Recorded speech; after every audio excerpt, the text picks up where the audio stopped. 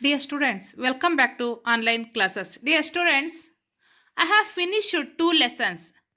First one goes to Christianity and Islam. Second one, our state, Karnataka. Dear students, this is the first lesson Christianity and Islam. Today, ಈ ಒಂದು Christianity and Islam ಲೆಸನ್ನ I will give the notes about the Christianity and Islam. Dear students,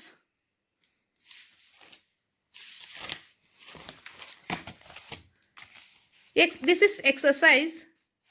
First minute goes to fill in the blanks with appropriate words. Fill in the blanks with appropriate words.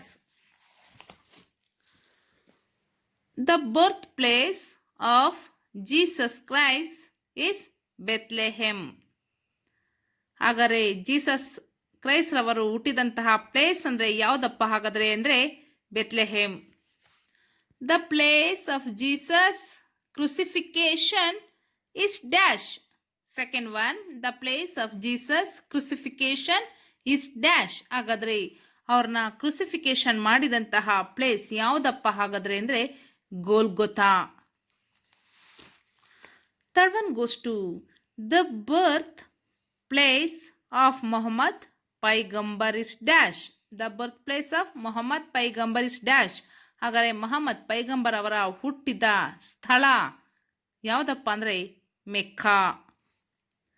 Fourth one, the holy book of Islam is dash. ಹಾಗಾದರೆ ಇಸ್ಲಾಂ ಧರ್ಮದ ಪವಿತ್ರ ಗ್ರಂಥ ಯಾವುದಾಗಾದ್ರೆ ಹೋಲಿ book ಯಾವುದಪ್ಪ ಹಾಗಾದ್ರೆ ಅಂದರೆ Quran. Fifth one, the successors of Mohammed ಪೈಗಂಬರ್ are known as. ಹಾಗಾದರೆ Mohammed ಪೈಗಂಬರರ ಹಿಂಬಾಲಕರನ್ನ ಸಕ್ಸಸರ್ಸ್ನ ಹಾಗಾದ್ರೆ ಏನಂತ ಕರಿತಿದ್ರು? Are known as. ಹಾಗಾದ್ರೆ ಏನಂತ ಕರಿತಿದ್ರಪ್ಪ ಅಂದರೆ ಖಲೀಫ್ಸ್ ಮೀನ್ಸ್ ಖಲೀಫರು ಅಂತ ಕರಿತಾ ಇದ್ರು. ಹಾಗಾದರೆ dear students, these are all the fill in the blanks is first main. Second main, discuss with your friends and write answers to the following questions. ಹಾಗಾದರೆ ಫಸ್ಟ್ ಒನ್ ಕ್ವಶನ್ ಯಾವುದಪ್ಪ ಅಂದರೆ right A note on the life of Jesus Christ. ಹಾಗಾದರೆ Jesus Christ ರವರ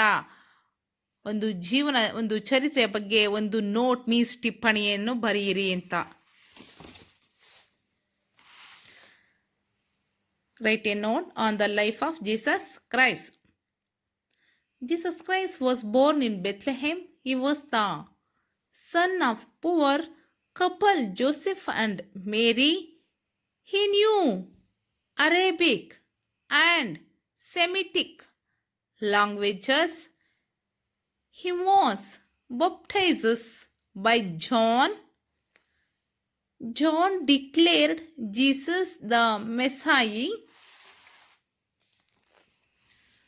When Jesus was 30 years, Jesus started traveling throughout the country and preached religious philosophy over a period of time.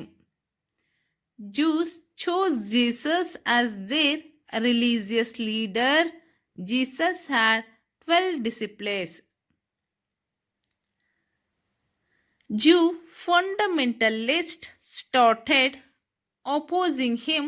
Due to all these reasons, governor of Rome, Pontius Pilate,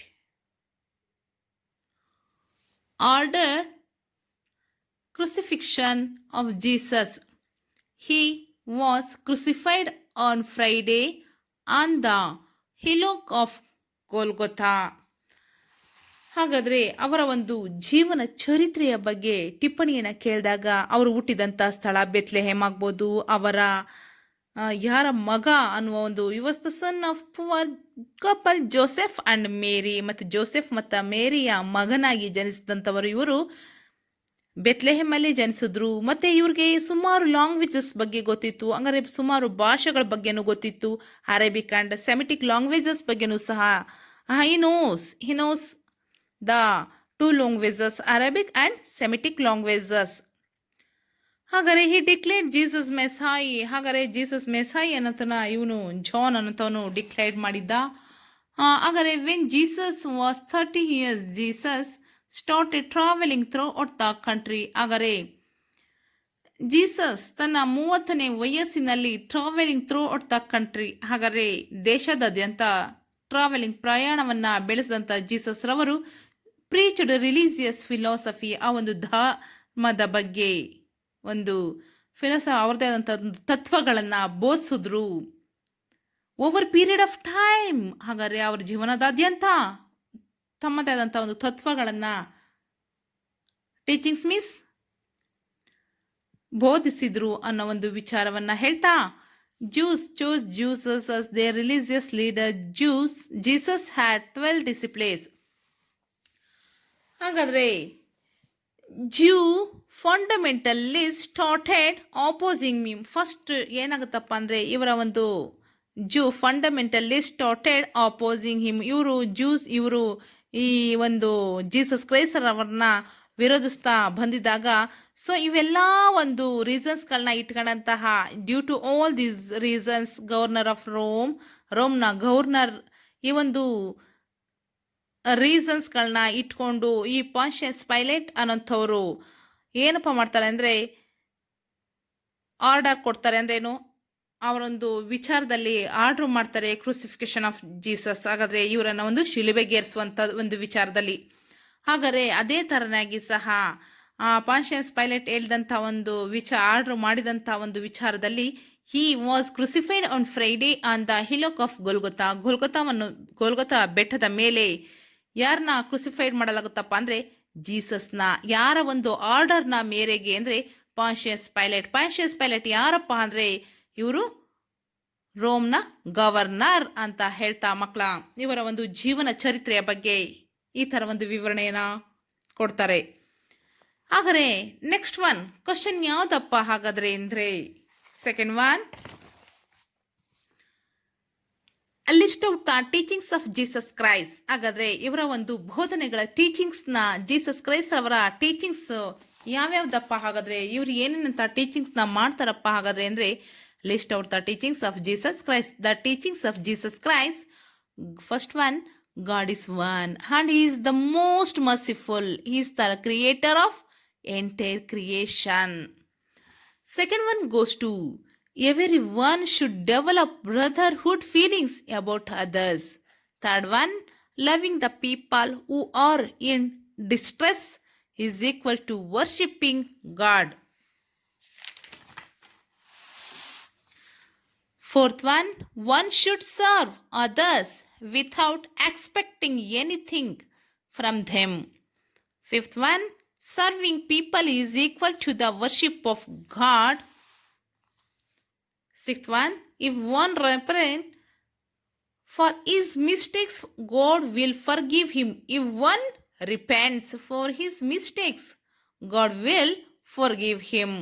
Seventh one, love your enemy, do good to the people who try to harm you.